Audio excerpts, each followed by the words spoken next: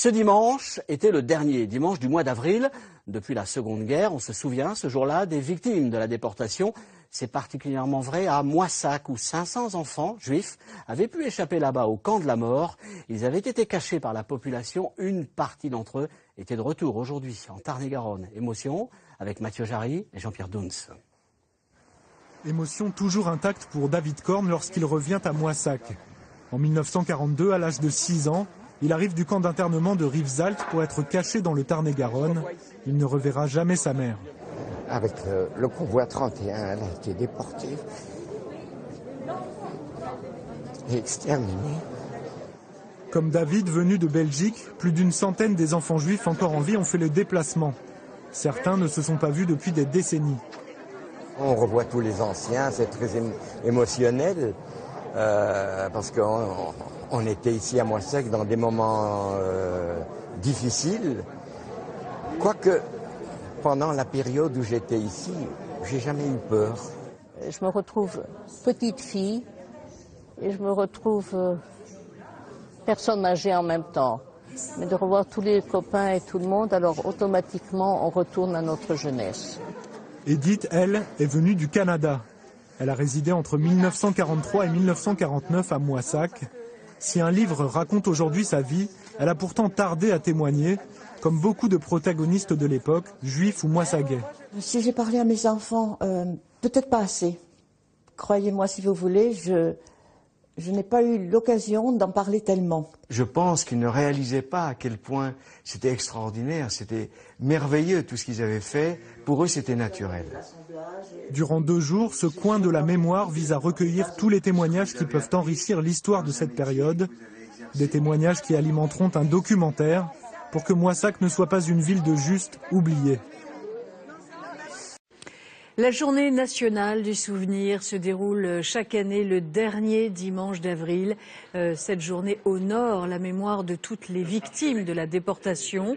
Nous allons évoquer justement une page méconnue de l'histoire. Durant la Seconde Guerre mondiale, dans le Tarn-et-Garonne, les habitants de Moissac ont protégé, sauvé 500 enfants juifs. Un reportage de Delphine Gérard et Jacques Levé.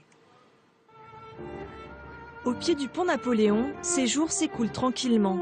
La maison est retombée dans l'anonymat.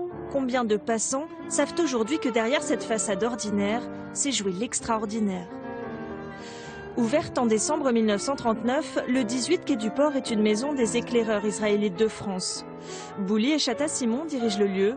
Anticipant la folie nazie, ils participent à un véritable plan de sauvetage des enfants juifs menacés qui arrivent très vite de l'étranger puis de France.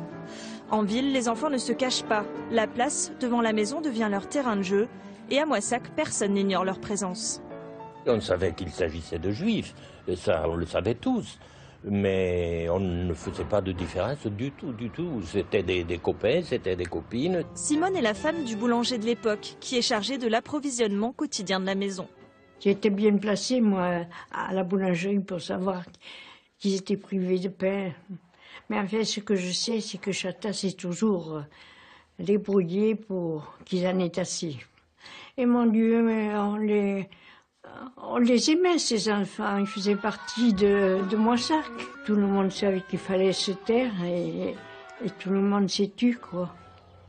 En mai 1940, Henri Jouff a 12 ans. Il arrive à Moissac par un train de réfugiés. D'abord accueilli dans la campagne, ses parents le confient un an plus tard à la maison, un lieu qui reste pour lui rempli de souvenirs heureux. Moi, je n'ai jamais eu de sentiment de crainte dans la maison, jamais. On se sentait vraiment très, très à l'abri et je vais même utiliser une fois le terme, c'était réellement pour nous un havre de paix.